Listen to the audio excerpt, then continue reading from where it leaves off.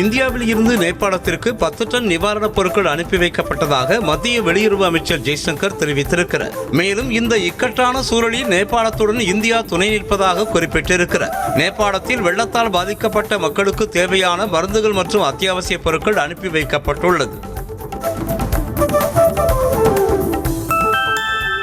நேபாளத்திற்கு மனிதாபிமான உதவிகளை வழங்குவதாக உறுதியளித்ததற்கும் ஆதரவு மற்றும் ஆறுதல் தெரிவித்ததற்கும் பிரதமர் நரேந்திர மோடிக்கு நேபாள பிரதமர் பாலேந்திர ஷா நன்றி தெரிவித்திருக்கிறார். இதுகுறித்த எக்ஸ் பதிவில் இந்த கடினமான நேரத்தில் நேபாளத்திற்கு தெரிவித்த ஆதரவு வார்த்தைகளையும் தாராளமான உதவிக்கான முன்மொழிவையும் பெரிதும் மதிப்பதாக தெரிவித்திருக்கிறார்.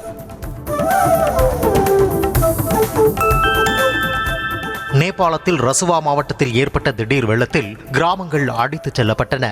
பனிப்பாறைகள் வெடித்து திபெத்திலிருந்து பாய்ந்து வரும் போட்டே கோஷி ஆற்றுக்கு திடீரென நீர்வரத்து அதிகரித்து கரையோரம் உள்ள டிமுரே மற்றும் சியாப்ரு பெசி உள்ளிட்ட பல கிராமங்களை காட்டாற்று வெள்ளம் சூறையாடிச் சென்றது.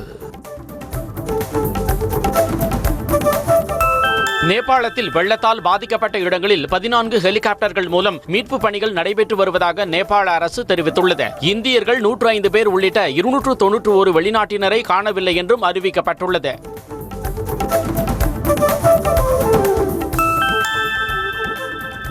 நேபாளத்தில் ஏற்பட்ட பெருவெள்ளத்தில் தமிழ்நாட்டைச் சேர்ந்த 37 பயணிகள் சிக்கியிருப்பதாக அதிர்ச்சி தகவல் வெளியாகியிருக்கிறது. 3 சுற்றுலா பேருந்துகளில் சென்ற 57 தமிழர்களில் 20 பேர் பத்திரமாக மீட்கப்பட்ட நிலையில் மீதமுள்ளவர்களின் நிலை குறித்து தகவல் வெளியாகவில்லை.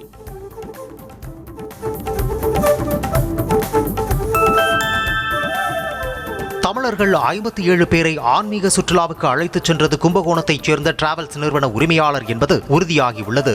நேபாளத்தில் மிகப்பெரிய வெடிப்பும் அதனைத் தொடர்ந்து தூசி மண்டலமும் ஏற்பட்டதாக டிராவல்ஸ் நிறுவன உரிமையாளர் கூறியிருக்கிறார்.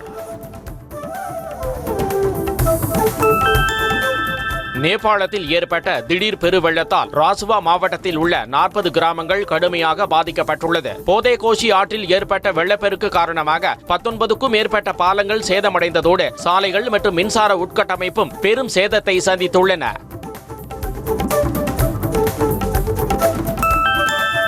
நேபாளம் திபெத் எல்லைப் பகுதியில் ஏற்பட்ட 4.4 ரிக்டர் நிலநடுக்கமே திடீர் பெருவெள்ளத்திற்கு காரணம் என நேபாள அரசு தெரிவித்துள்ளது. நிலநடுக்கத்தால் பனிப்பாறை உடைந்தும் நிலச்சரிவு ஏற்பட்டும் ஆற்றில் விழுந்ததன் காரணமாகவே பெருவெள்ளம் ஏற்பட்டிருக்கலாம் என கூறப்படுகிறது.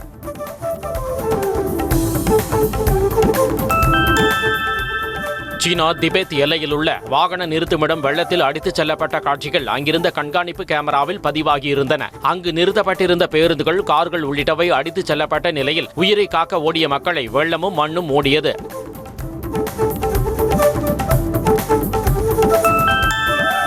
நேபாளத்தில் இயற்கை சீற்றத்தின் கோர முகத்தை காண்பிக்கும் பெருவெள்ளம் தொடர்பான சிசிடிவி காட்சி வெளியாகி பதைப்பதைப்பை ஏற்படுத்தியுள்ளது. வெள்ளம் அடித்து வரப்படுவதை அறிந்ததும் உயிரை கையில் பிடித்துக் கொண்டு சாலையில் ஓடிய மக்களை நொடி நேரத்தில் மூடி விழுங்கிய அதிர்ச்சி காட்சிகள் நடுநடுங்க வைக்கிறது. நேபாள நாட்டின் ராசுவா மாவட்டத்தில் வெள்ளத்தால் பாதிக்கப்பட்ட இடங்களில் மீட்பு பணிகள் தீவிரமாக நடைபெற்று வருகின்றன. பாதிக்கப்பட்ட இடங்களில் சிக்கி தவிப்போரை மீட்க துரித நடவடிக்கை எடுக்கப்பட்டு வருவதாக நேபாள அரசு தெரிவித்துள்ளது.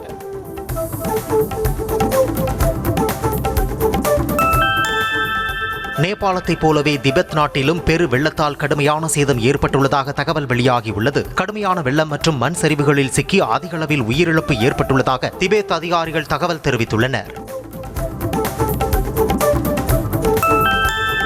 நேபாளத்தில் ஏற்பட்ட திடீர் வெள்ளப்பெருக்கில் தமிழர்கள் உட்பட இந்தியர்கள் பலர் காணாமல் போனதாக வரும் செய்திகள் அறிந்து மிகுந்த அதிர்ச்சி அடைந்ததாக முதலமைச்சர் விஜய் தெரிவித்திருக்கிறார். இந்த பேரிடரில் காணாமல் போன தமிழ்நாட்டைச் சேர்ந்தவர்களை விரைந்து மீட்க டெல்லியில் உள்ள தமிழ்நாடு இல்ல அரசு உயர் அலுவலர்களுக்கு உத்தரவிட்டிருப்பதாக குறிப்பிட்டிருக்கிறார்.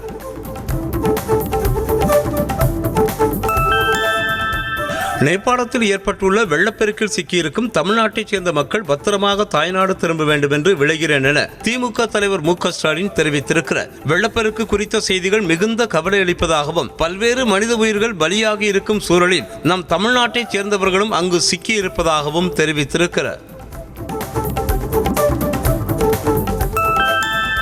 டெல்டா பாசனத்திற்காக செப்டம்பர் 1ஆம் தேதி முதலமைச்சர் விஜய் மேட்டூர் அணையை திறந்து வைக்க உள்ளதாக அறிவிப்பு வெளியாக இருக்கிறது. நடப்பாண்டில் முதல் முறையாக மேட்டூர் அணை திறக்கப்படுவதாகவும் நீர் இருப்பை பொறுத்து செப்டம்பர் 1ஆம் தேதி முதல் 45 நாட்களுக்கு தண்ணீர் திறக்கப்பட உள்ளதாகவும் தெரிவிக்கப்பட்டுள்ளது. கர்நாடகாவில் வந்தே மாதரம் பாடலின் முதல் 2 பத்திகள் மட்டுமே பாடப்படும் என அம்மாநில முதலமைச்சர் DK சிவகுமார் தெரிவித்திருக்கிறார். பெங்களூருவில் நடைபெற்ற நிகழ்ச்சி ஒன்றில் பேசிய அவர், நான் என் கட்சியின் சித்தாந்தத்தில் நம்பிக்கை கொண்டிருக்கிறேன் என்றும் நாங்கள் என்ன முடிவு செய்திருக்கிறோமோ அதில் உறுதியாக இருப்போம் என்றும் கட்சியின் முடிவை அரசு பின்பற்றும் என்றார். நாட்டின் மிக முக்கிய 7 வழித்தடங்களை 4 வழி பாதைகளாக உயர்த்தும் பிரம்மாண்ட திட்டத்தை இந்திய ரயில்வே தீவிரப்படுத்தி உள்ளதாக மத்திய அமைச்சர் அஸ்வினி வைஷ்ணவ் தெரிவித்திருக்கிறார். மொத்தம் 11,000 கிலோமீட்டர் தொலைவு கொண்ட இந்த வழித்தடங்களில் தண்டவாளங்களின் எண்ணிக்கையை உயர்த்துவதன் மூலம் ரயில்வே அமைப்பில் மிகப்பெரிய வரலாற்று மாற்றம் ஏற்படும் என்றார். கர்நாடகாவில் 5 குழந்தைகளுடன் ஏரியில் குதித்து தாய் தற்கொலை செய்து கொண்ட சம்பவம் சோகத்தை ஏற்படுத்தியுள்ளது. விஜயபுரா மாவட்டம் தொரபி கிராமத்தில் சாந்தி நகரைச் சேர்ந்த மல்லிகார்ஜுன் ஹாரகேரி மனைவி சோபா கணவரோடு ஏற்பட்ட தகராறு காரணமாக 3 மகள்கள் 2 மகன்களோடு புறநகரில் உள்ள பூதனாலா ஏரியில் குதித்து தற்கொலை செய்து கொண்டார்.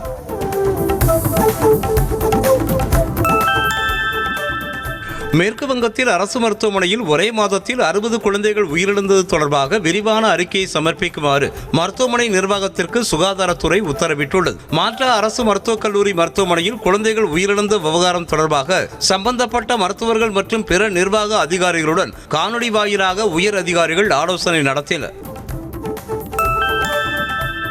ஜம்மு காஷ்மீரில் பள்ளத்தில் வாகனம் கவிழ்ந்து விபத்துக்குள்ளானதில் 2 பெண்கள் உட்பட 6 பேர் பலியாகினர். பூஞ்ச் மாவட்டம் சுரான்கோட் பகுதியில் ஷீந்திரா என்ற இடத்தின் அருகே சென்று கொண்டிருந்த வாகனம் திடீரென கட்டுப்பாட்டை இழந்து சாலையில் இருந்து விலகி பள்ளத்தில் கவிழ்ந்தது. இந்த விபத்தில் 5 பேர் பலத்த காயமடைந்து மருத்துவமனையில் சிகிச்சைக்காக அனுமதிக்கப்பட்டுள்ளனர்.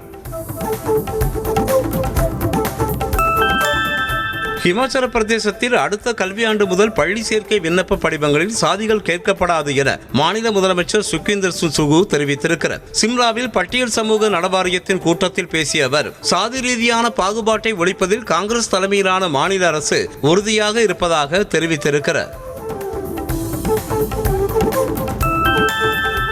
வயதான பெற்றோரை கவனிக்க தவறும் மற்றும் மதிக்காமல் துன்புறுத்தும் பிள்ளைகளை வீட்டில் இருந்து வெளியேற்றும் வகையில் விதிகளில் திருத்தம் செய்ய உத்தரப்பிரதேச அமைச்சரவை முடிவு செய்திருக்கிறது. வயதான பெற்றோரின் உரிமைகளை பாதுகாத்து அவர்களுக்கு மரியாதையான வாழ்க்கையை வழங்குவதோடு குடும்பத்தினரிடையே அவர்களை பராமரிக்கும் பொறுப்புணர்வை அதிகரிப்பதே இந்த திருத்தத்தின் முக்கிய நோக்கம். இந்திய செவிலியர் கவுன்சிலுக்கு மாற்றாக தேசிய செவிலியர் மற்றும் மகப்பேறு மருத்துவ பணி ஆணையத்தை அமைப்பது குறித்து 2 மாதங்களுக்குள் முடிவெடுக்க வேண்டும் என மத்திய சுகாதார மற்றும் குடும்ப நல அமைச்சகத்திற்கு டெல்லி உயர்நீதிமன்றம் உத்தரவிட்டுள்ளது.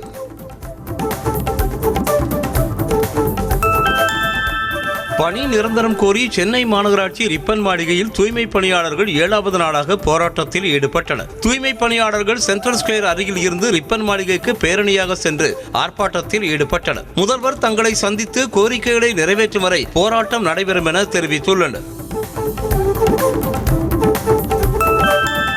சூரங்குடி காவல் நிலையத்தில் இளைஞர் தாக்கப்பட்டதாக கூறி காவலர் மீது நடவடிக்கை எடுக்க மனித உரிமை ஆணையம் பிறப்பித்த உத்தரவை உயர்நீதிமன்ற மதுரை கிளை ரத்து செய்திருக்கிறது. கைது செய்யப்பட்ட இளைஞர் சொந்த ஜாமீனில் விடுவிக்கப்பட்ட போது நல்ல உடல்நிலையுடன் இருந்ததும் இந்த விவகாரம் ஏற்கனவே விளாத்திகுளம் நீதிமன்றத்தில் நிலுவையில் உள்ளதும் விசாரணையில் உறுதி செய்யப்பட்டது.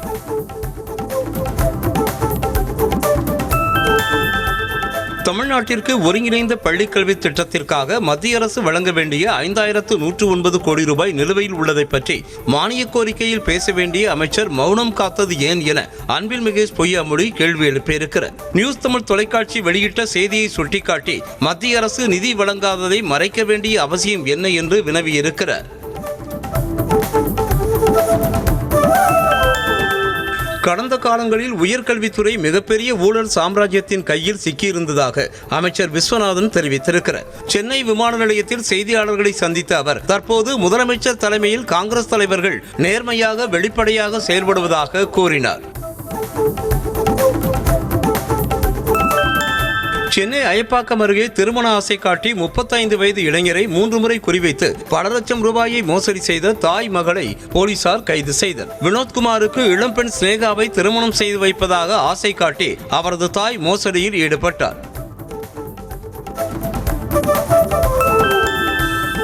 மக்களின் கோரிக்கைகளை உடனுக்குடன் அறிந்து விரைவாக நிறைவேற்றுவதற்காக புதிய டிஜிட்டல் மக்கள் சேவை இணையதளத்தை அமைச்சர் வெங்கட்ரமணன் அறிமுகம் செய்திருக்கிறார். மயிலாப்பூர் தொகுதி மற்றும் உணவு மற்றும் குடிமைப் பொருள் வழங்கல் துறை தொடர்பான குறைகள், புகார்கள் மற்றும் கோரிக்கைகளை மக்கள் www.tvkmailapur.in என்ற இணையதளம் மூலம் எளிதாக பதிவு செய்யலாம் என தெரிவிக்கப்பட்டுள்ளது. அரசு நேரடி நெல் கொள்முதல் நிலையங்களில் லஞ்சமோ சன்மானமோ வாங்கினால் கடும் நடவடிக்கை எடுக்கப்படும் என அமைச்சர் வெங்கட்ரமணன் தெரிவித்திருக்கிறார். கடலூர் மாவட்டம் PN பாளையம் அரசு நேரடி நெல் கொள்முதல் நிலையத்தில் மூட்டைக்கு 50 ரூபாயும் வாட்ச்மேனுக்கு 500 ரூபாயும் லஞ்சம் கேட்பதாக புகார் எழுந்த நிலையில் அமைச்சர் இதனை தெரிவித்திருக்கிறார். சென்னை சேப்பாக்கத்தில் உள்ள கலைவாணர் அரங்கத்தில் முன்னாள் சட்டப்பேரவைத் தலைவரும் அமைச்சருமான மறைந்த ராசாராம் நூற்றாண்டு விழா நடைபெற்றது. இந்த நிகழ்ச்சியில் சட்டப்பேரவைத் தலைவர் JCD பிரபாகர், அமைச்சர் செங்கோட்டையன், தமிழ் மாநில காங்கிரஸ் கட்சி தலைவர் GK வாசன் உள்ளிட்டோர் கலந்து கொண்டனர்.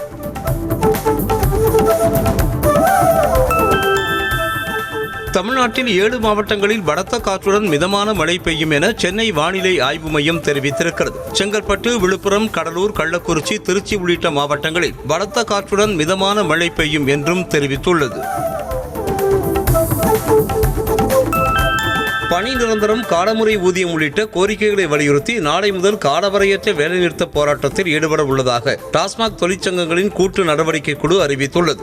ஈரோட்டில் நடைபெற்ற அந்த தொழிற்சங்கத்தின் கூட்டு நடவடிக்கை குழு மாநாட்டில் இதற்கான முடிவு எடுக்கப்பட்டுள்ளதாக அதன் ஒருங்கிணைப்பாளர் சுப்பிரமணியன் தெரிவித்திருக்கிறார். உத்தரப்பிரதேச மாநிலம் ஷாஜகான்பூரில் லஞ்ச பணத்தை தங்களுக்குள் சமமாக பகிர்ந்து கொள்வதாக மாநகராட்சி கவுன்சிலர்கள் சிலர் கங்கை நதி நீரை கையில் வைத்து உறுதிமொழி எடுத்த வீடியோ வைரலாகி வருகிறது. இதையடுத்து மாநகராட்சி நிர்வாகம் விசாரணைக்கு உத்தரவிட்டுள்ளது. வீடியோவின் உண்மைத்தன்மை இன்னும் உறுதி செய்யப்படவில்லை. மத்திய பிரதேசத்தில் பாஜக MLAவின் சொந்த காரை சுத்தம் செய்ய அவசர கால சேவைக்கான தீயணைப்பு வாகனம் பயன்படுத்தப்பட்ட சம்பவம் சர்ச்சையை ஏற்படுத்தியுள்ளது. சிங்க்ரௌலி தொகுதி MLA ராமநிவாஸ் ஷாவின் இனோவா சொகுசு காரை தீயணைப்பு வாகன தண்ணீரால் ஊழியர்கள் சுத்தம் செய்த வீடியோ வெளியாகியுள்ளது. கேரளாவில் உள்ள அதிரப்பள்ளி நீர்வீழ்ச்சியில் கடும் வெள்ளப்பெருக்கு ஏற்பட்டது. ஓணம் பண்டிகை மற்றும் தொடர் விடுமுறையை ஒட்டி ஏராளமான சுற்றுலா பயணிகள் வருகை தந்திருந்த நிலையில் அவர்களை பாதுகாப்பாக வெளியேறுமாறு அறிவுறுத்தப்பட்டுள்ளது.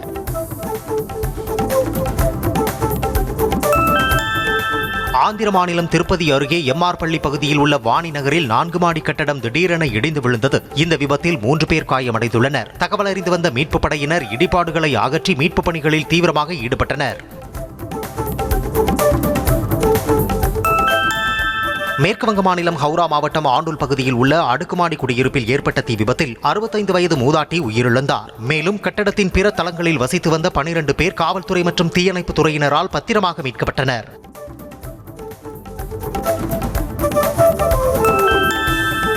சென்னை பல்லாவரம் அருகே ஆந்திராவில் இருந்து கடத்தி வரப்பட்ட 24 கிலோ கஞ்சாவை பறிமுதல் செய்த போலீசார் 2 பேரை கைது செய்தனர்.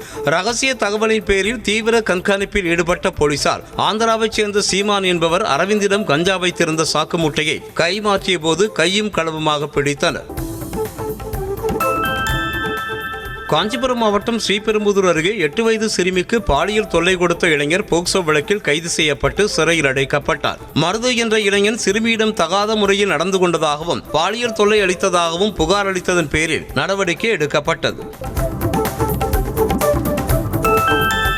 சென்னை சாலிகிராமத்தில் ஆபாச வீடியோவை கணவருக்கு அனுப்பிவிடுவதாக கூறி மிரட்டியதால் இளம்பெண் தற்கொலை செய்து கொண்ட விவகாரம் தொடர்பாக இன்ஸ்டாகிராம் காதலன் கைது செய்யப்பட்டார். ரவிச்சந்திரன் என்பவரது மனைவி ருச்சிதாவிடம் இன்ஸ்டாகிராமில் பழகிய நபர் ஆபாச வீடியோ இருப்பதாக கூறி பணம் பறித்த நிலையில் அந்த பெண் தூக்கிட்டு தற்கொலை செய்து கொண்டார்.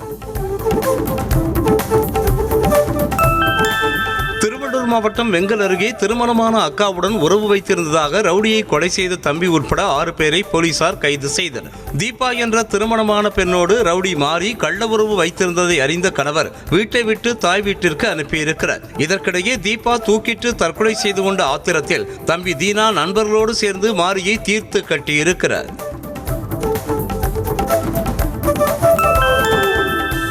மதுரையில் மது போதையில் மகன் தவறாக நடந்து கொள்ள முயன்றதால் அடித்து கொலை செய்ததாக தாய் வாக்குமூலம் அளித்திருக்கிறார். மதுரை மாவட்டம் வரிச்சியூர் மேட்டுப்பட்டியைச் சேர்ந்த ஐயம்மாள் அளித்த புகாரில் கடந்த 3 மாதங்களுக்கு முன்பு தனது மகன் ராஜா மது போதையில் தன்னிடம் தவறாக நடக்க முயன்றதால் போதையில் இருந்த அவனை கீழே தள்ளிவிட்டு கம்பியை எடுத்து அடித்து கொன்றதாக தெரிவித்திருக்கிறார். சென்னை பெரும்பாக்கத்தில் கஞ்சா மற்றும் 500 போதை மாத்திரைகளை விற்பனை செய்த 2 இளைஞர்களை போலீசார் கைது செய்தனர். பெரும்பாக்கம் பகுதியில் போலீசார் தீவிர வாகன சோதனையில் ஈடுபட்டிருந்த போது சந்தேகத்திற்கிடமாக நின்று கொண்டிருந்த விக்னேஷ் மற்றும் சசிராம் ஆகியோரை பிடித்தனர். தஞ்சை மாவட்டம் பாபநாசம் அருகே மேலபடுத்தூர் கிராமத்தில் குடிநீர் சரிவர வழங்கப்படாததை கண்டித்து பொதுமக்கள் காலி குடங்களோடு சாலை மறியல் போராட்டத்தில் ஈடுபட்டனர். அதிகாரிகளிடம் புகார் அளித்தும் நடவடிக்கை இல்லை என கூறி போராட்டத்தில் ஈடுபட்ட மக்களால் சுமார் 1 மணி நேரம் போக்குவரத்து பாதிப்பு ஏற்பட்டது.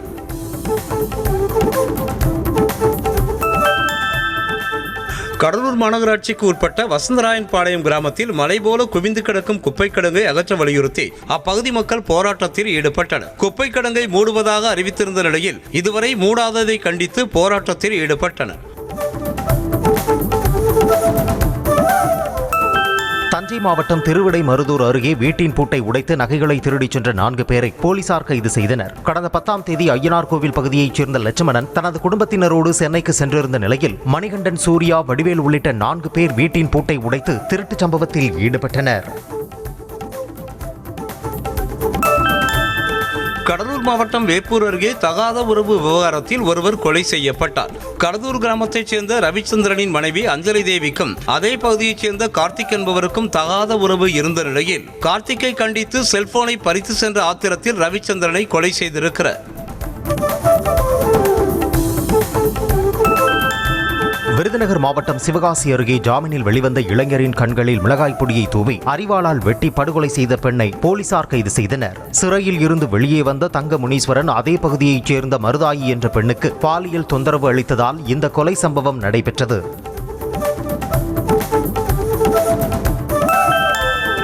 விருதுநகர் அருகே வீட்டின் பீரோவில் வைக்கப்பட்டிருந்த 35 சவரன் தங்க நகை காணாமல் போன சம்பவம் அப்பகுதியில் பரபரப்பை ஏற்படுத்தியுள்ளது. மேட்டமலை கிராமத்தைச் சேர்ந்த செல்வராஜின் மனைவி விசேஷ நிகழ்ச்சிக்கு நகைகளை அணிந்து சென்றுவிட்டு பின்னர் வீட்டிற்கு திரும்பி நகைகளை கழட்டி பீரோவில் வைத்துள்ளார். சிறிது நேரம் கழித்து அவர் பீரோவை திறந்து பார்த்தபோது நகைகள் காணாமல் போனது.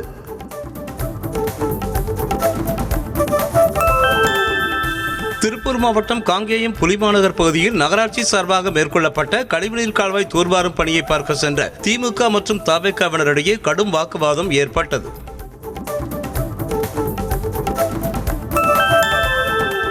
காடி மதுபாட்டில் திரும்ப பெறுதல், ஆன்லைன் வர்த்தகம், மின் கட்டணம் உள்ளிட்ட நிர்வாக சிக்கல்களுக்கு தீர்வு காண கோரி வரும் 28ஆம் தேதி ஒருநாள் வேலைநிறுத்த போராட்டத்தில் ஈடுபட உள்ளதாக தமிழ்நாடு அரசு டாஸ்மாக் பணியாளர் சங்கம் அறிவித்திருக்கிறது. பணியாளர்களின் பிரச்சனைகளுக்கு அரசு பேச்சுவார்த்தை மூலம் தீர்வு காண வேண்டும் என கோரிக்கை விடுக்கப்பட்டுள்ளது.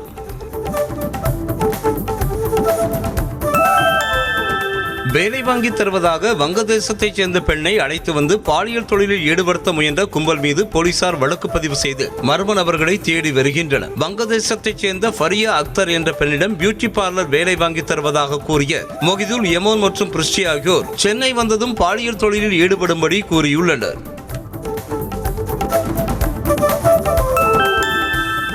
புதுக்கோட்டையில் கடந்த 23ஆம் தேதி விசாரணை கைதி தப்பி ஓடிய நிலையில் காத்திருப்போர் பட்டியலுக்கு மாற்றப்பட்ட உதவி காவல் ஆய்வாளர் பெரம்பலூர் மாவட்டத்திற்கு பணியிட மாற்றம் செய்யப்பட்டிருக்கிறார். இது தொடர்பாக 2 காவலர்கள் பணியிடை நீக்கம் செய்யப்பட்ட நிலையில் காத்திருப்போர் பட்டியலில் இருந்த SI ரமேஷ் பாபு பணியிட மாற்றம் செய்யப்பட்டிருக்கிறார்.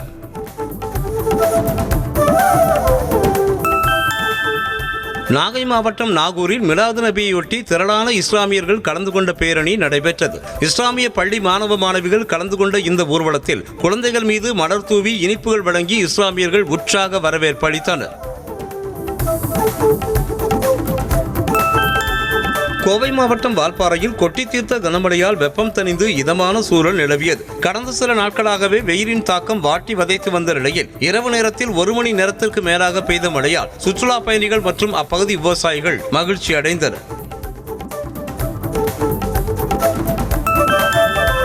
கோவை மாவட்டம் வால்பாறை அருகே குடியிருப்பு பகுதியில் சுற்றித் திரியும் சிறுத்தையால் அப்பகுதியினர் அச்சமடைந்துள்ளனர். சிறுத்தை நடமாட்டம் இருப்பதால் இரவு நேரங்களில் குடியிருப்பு வாசிகள் எச்சரிக்கையோடு இருக்க வேண்டும் என வனத்துறையினர் கூறியிருக்கும் நிலையில் சிறுத்தையை பிடிக்க நடவடிக்கை எடுக்க வேண்டும் என மக்கள் கோரிக்கை விடுத்துள்ளனர். வரும் 1ஆம் தேதி மேட்டூர் அணையில் இருந்து காவிரி டெல்டா பாசனத்திற்கு தண்ணீர் திறக்க முதலமைச்சர் ஜோசப் விஜய் வருகை தர உள்ளதால் போக்குவரத்து துறை அமைச்சர் தமிழன் பார்த்திபன் அணையை பார்வையிட்டார். அதன் பின்னர் காவல்துறை உயர் அதிகாரிகள், நீர்வளத்துறை அதிகாரிகள் மற்றும் ஆட்சியருடன் ஆலோசனை மேற்கொண்டார். தருமபுரி மாவட்டம் பாப்பிரெட்டிப்பட்டி அருகே தனியார் பேருந்தில் கூடுதல் கட்டணம் வசூலிக்கப்படுவதாக பயணிகள் புகார் தெரிவித்தனர். பாப்பிரெட்டிப்பட்டியில் இருந்து இருளப்பட்டிக்கு செல்லும் சரஸ்வதி என்ற தனியார் பேருந்தில் 15 ரூபாய் டிக்கெட்டிற்கு தற்போது 20 ரூபாய் வசூலிக்கப்படுவதாக கூறப்படுகிறது. இதுகுறித்து நடவடிக்கை எடுக்க வேண்டும் என பயணிகள் குற்றம் சாட்டினர். விநாயகர் சதுர்த்தியை முன்னிட்டு நாமக்கல் மாவட்டம் திருச்செங்கோட்டில் களிமண் மற்றும் பேப்பர் கூழ் மூலம் தயாரிக்கப்பட்ட விநாயகர் சிலைகளை பொதுமக்கள் ஆர்வமாக வாங்கிச் செல்கின்றனர். 1/2 அடி முதல் 15 அடி வரை உள்ள சிலைகள் 500 ரூபாய் முதல் 15,000 ரூபாய் வரை விற்பனை செய்யப்பட்டு வருகிறது.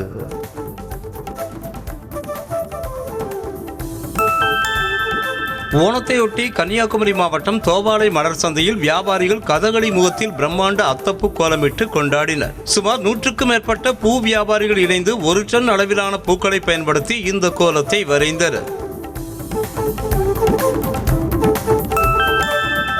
ராமநாதபுரம் மாவட்டம் பரமக்குடி ஆதி முத்துமாரியம்மன் ஆலயத்தில் விவசாயம் செழிக்க வேண்டி 3ஆம் ஆண்டு முளைப்பாரி திருவிழா வெகு விமர்சையாக நடைபெற்றது. விரதமிருந்து வளர்த்த முளைப்பாரியை 500க்கும் மேற்பட்ட பெண்கள் கொட்டுமடையிலும் தலையில் சுமந்து முக்கிய வீதிகளில் ஊர்வலமாக சென்றனர். சட்ட ஒழுங்கு பிரச்சனையை தடுக்கும் வகையில் மதுரை மாவட்டம் மேலவளவு பகுதியில் காவல்துறையினர் கொடி அணிவகுப்பு ஊர்வலம் நடைபெற்றது. எட்டிமங்கலம் பகுதியில் நடைபெற்ற வடமாடு ஜல்லிக்கட்டு போட்டியில் ஏற்பட்ட மோதலில் இருதரப்பைச் சேர்ந்த 2 அரிவாளால் வெட்டப்பட்டனர். இதனால் அப்பகுதியில் பதற்றமான சூழல் நிலவி வரும் நிலையில் காவல்துறையினர் பேரணி சென்றனர். கர்நாடகாவில் காணாமல் போன மனைவியை ஒசூரில் கண்டுபிடித்த கணவர் தன்னோடு வர மறுத்ததால் ஆத்திரத்தில் அவரை கத்தியால் குத்தி கொலை செய்த சம்பவம் அதிர்ச்சியை ஏற்படுத்தியிருக்கிறது. பிரியா காணாமல் போனதாக அவரது கணவர் ஓரங் காவல் நிலையத்தில் புகார் அளித்திருந்தார். ஒசூர் சிப்காட் பகுதியில் பிரியா இருப்பதை அறிந்து அங்கு சென்ற ராம் ஓரங் கொலை செய்ததாக வழக்கு பதிவு செய்யப்பட்டுள்ளது.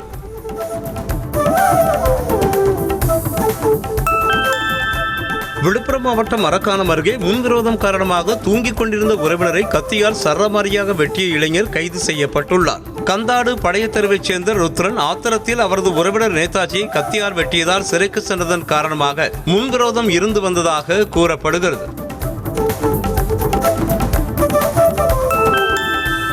சென்னை திருவான்மையூர் அருகே ராட்சத விளம்பர பேனர் மீது ஏறி தற்கொலை மிரட்டல் விடுத்த 50 வயது நபரை தீயணைப்புத் துறையினர் பத்திரமாக மீட்டனர். ராயபுரம் பகுதியைச் சேர்ந்த தனசேகர் மது போதையில் இச்சம்பவத்தில் ஈடுபட்ட நிலையில் தீயணைப்புத் துறையினர் அவரை பத்திரமாக மீட்டு மருத்துவமனையில் அனுமதித்தனர்.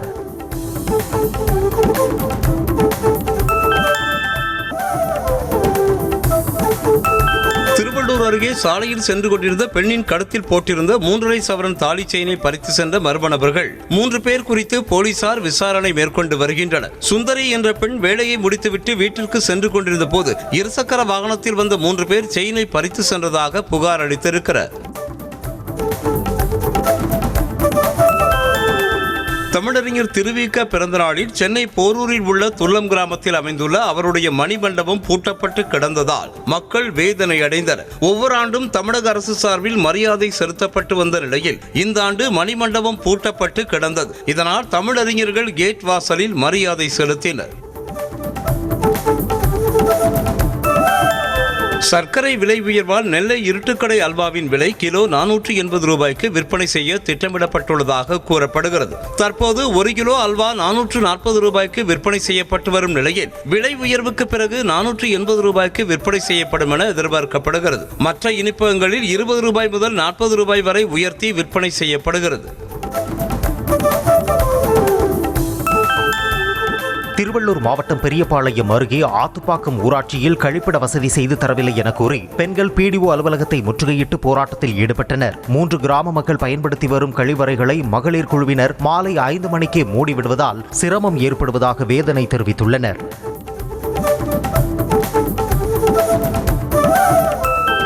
சேலம் பொன்னம்மாப்பேட்டை பகுதியில் தனியார் இருசக்கர வாகன நிறுத்தத்தில் ஏற்பட்ட தீ விபத்தால் 11 இருசக்கர வாகனங்கள் மற்றும் சைக்கிள் எரிந்து சேதமடைந்தன. அதிகாலை திடீரென ஏற்பட்ட தீ விபத்தால் அங்கு நிறுத்தி வைக்கப்பட்டிருந்த இருசக்கர வாகனங்கள் கொழுந்துவிட்டு எரிந்தது. உலக புகழ்பெற்ற வேளாங்கண்ணி புனித ஆரோக்கிய மாதா பேராலயத்தின் ஆண்டு பெருவிழா வரும் 29ஆம் தேதி கொடியேற்றத்துடன் தொடங்கவுள்ள நிலையில் ஆலய கோபுரங்கள் வண்ண விளக்குகளால் ஜொலித்தன. வண்ண விளக்குகளால் ஜொலித்த பேராலயத்தை பக்தர்கள் மற்றும் சுற்றுலா பயணிகள் ஆர்வத்துடன் கண்டு ரசித்தனர்.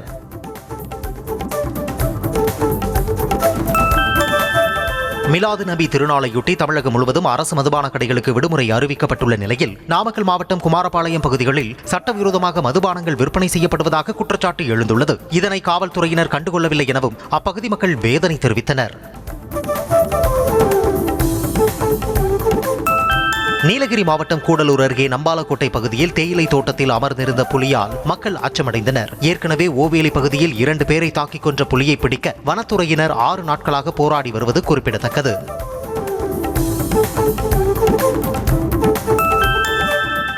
தூத்துக்குடி மாவட்டம் திருச்செந்தூர் முருகன் கோவிலில் புதிதாக அமைக்கப்பட்டுள்ள குடிநீர் குழாயில் நீர் வராததால் பக்தர்கள் பரிதவித்தனர். வளர்பிறை சஷ்டி மற்றும் விடுமுறை தினம் என்பதால் பல்லாயிரக்கணக்கான பக்தர்கள் கோவிலில் குவிந்த நிலையில் குடிநீர் உள்ளிட்ட அடிப்படை வசதிகள் இல்லாததால் அவதியடைந்தனர்.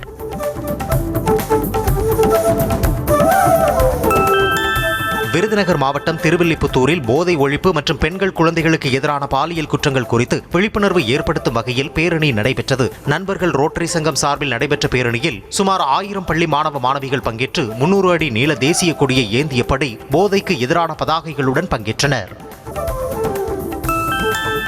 நேபாளத்தில் மீண்டும் ஒரு பெரும் வெள்ளப்பெருக்கு ஆபத்து உள்ளதாக பன்னாட்டு மலைப்பகுதிகள் மேம்பாட்டு அமைப்பு எச்சரித்துள்ளது. லெண்டேகோலா நதியின் மேற்பகுதியில் இன்னும் நீர்த்தேக்கம் போல அடைப்பு ஏற்பட்டுள்ளதால் எப்போது வேண்டுமானாலும் 2வது முறையாக பெருவெள்ளம் ஏற்படக்கூடும் என்று வல்லுநர்கள் எச்சரித்துள்ளனர். இதனால் தாழ்வான பகுதி மக்கள் பாதுகாப்பான இடங்களுக்கு செல்லுமாறு அறிவுறுத்தப்பட்டுள்ளது. தென்கொரியாவின் ஹனிமூன் சொர்க்கம் என்று அழைக்கப்படும் பிரபல சுற்றுலா தலமான ஜெஜு தீவில் 3 நாட்களில் 4 சடலங்கள் மீட்கப்பட்ட சம்பவம் அதிர்ச்சியை ஏற்படுத்தி இருக்கிறது. இதன் பின்னணியில் தொடர் கொடையாளி செயல்படுகிறாரா அல்லது கடத்தல் கும்பல் ஏதேனும் செயல்படுகிறதா என்ற அச்சத்தில் அப்பகுதி மக்கள் உள்ளனர். ஈரானை ஆளும் காட்டுமிராண்டிகளோடு உடன்பாட்டை எட்டுவது சந்தேகமே என இஸ்ரேல் பிரதமர் பெஞ்சமின் நெத்தன்யாகு தெரிவித்திருக்கிறார். இதுகுறித்து பேசிய அவர் ஈரானுடன் ஒப்பந்தம் மேற்கொள்ளவே முடியாது என திட்டவட்டமாக தெரிவித்திருக்கிறார். மேலும் ஈரான் மீது பொருளாதார தடைகள் விதித்த ட்ரம்பின் நடவடிக்கைக்கு தனது முழு ஆதரவையும் தெரிவித்திருக்கிறார். மேற்காசியாவில் நிலவும் மோதல் போக்கை முடிவுக்கு கொண்டுவர இந்தியாவும் சீனாவும் முக்கியமான வகையில் உதவ முடியும் என அமெரிக்காவின் முன்னாள் வெளியுறவுத்துறை அமைச்சர் ஹிலாரி கிளின்டன் தெரிவித்திருக்கிறார். ஆனால் இதற்காக அமெரிக்க அதிபர் ட்ரம்ப் வெற்று பேச்சு மிரட்டல்களை கைவிட்டு ராஜ்ய ரீதியிலான நடவடிக்கையை பயன்படுத்த விரும்ப வேண்டும் எனவும் தெரிவித்திருக்கிறார். ஒவ்வொரு படத்தையும் மிகவும் கவனமாக கையாள்வதாக நடிகை பிரியா பவானி சங்கர் தெரிவித்திருக்கிறார். இதுகுறித்து பேசிய அவர் தாம் பெரிய அளவில் படங்களை ஒப்புக்கொள்வது கிடையாது எனவும் தனித்துவமான கதைகளில் நடித்து ரசிகர்களை ஈர்த்து வருவதாகவும் தெரிவித்திருக்கிறார். மேலும் தனது படங்களை குடும்பத்தோடு பார்த்து ரசிக்க வேண்டும் என்பதுதான் தனது விருப்பம் என தெரிவித்திருக்கிறார்.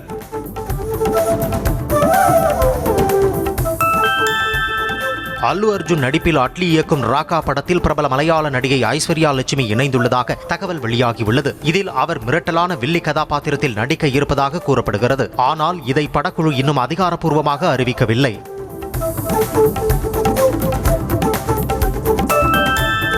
ஜிவி பிரகாஷ் கயாடு லோகர் நடித்திருக்கும் இம்மாற்றல் திரைப்படத்தின் ட்ரெய்லர் வெளியாகி வரவேற்பை பெற்றிருக்கிறது. அறிமுக இயக்குனர் மாரியப்பன் சின்ன இயக்கத்தில் சாம் CS இசையமைத்துள்ள இந்த படத்தின் ட்ரெய்லரை நடிகர் தனுஷ் வெளியிட்டதோடு வாழ்த்துகளையும் தெரிவித்திருக்கிறார். இந்த திரைப்படம் செப்டம்பர் 4ஆம் தேதி திரையரங்குகளில் வெளியாக உள்ளது.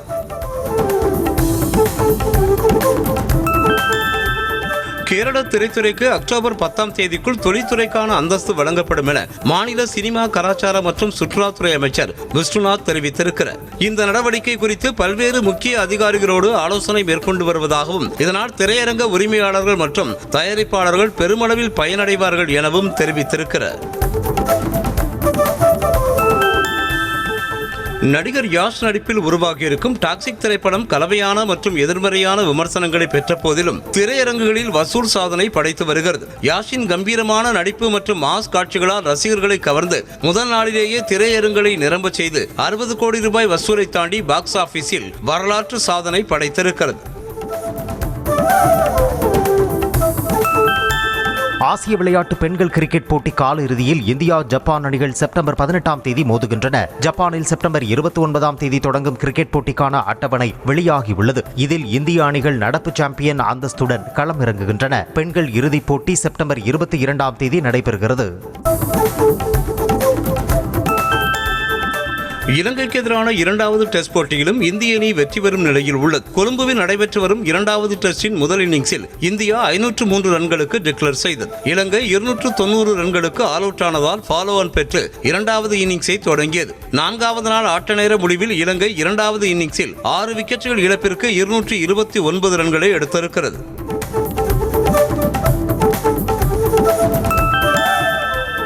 ஐசிசி வெளியிட்டிருக்கும் டெஸ்ட் பேட்ஸ்மேன் தரவரிசை பட்டியலில் இந்தியாவின் wicket keeper Rishabh Pant top 10 பட்டியலுக்குள் நுழைந்திருக்கிறார். இவர் 6 இடங்கள் முன்னேறி 7வது இடத்தை பிடித்திருக்கிறார். இலங்கைக்கு எதிரான 2 டெஸ்ட் போட்டிகளிலும் அரை சதம் அடித்ததால் தரவரிசையில் முன்னேற்றம் கண்டிருக்கிறார். ரிஷப் பந்துடன் இந்திய கேப்டன் சுப்மன் கில்லும் 7வது இடத்தை பகிர்ந்திருக்கிறார்.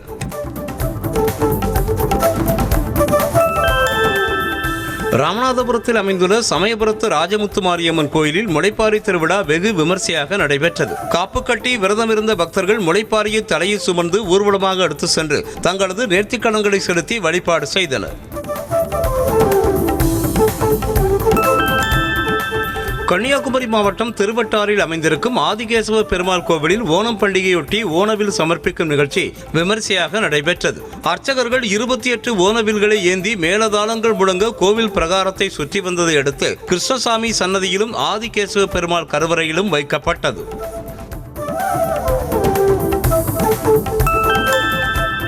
கள்ளக்குறிச்சி மாவட்டம் கச்சிராயப்பாளையம் அருகே அமைந்துள்ள மகாநாட்டு மாரியம்மன் கோவில் தேர் திருவிழா கோலாகலமாக நடைபெற்றது.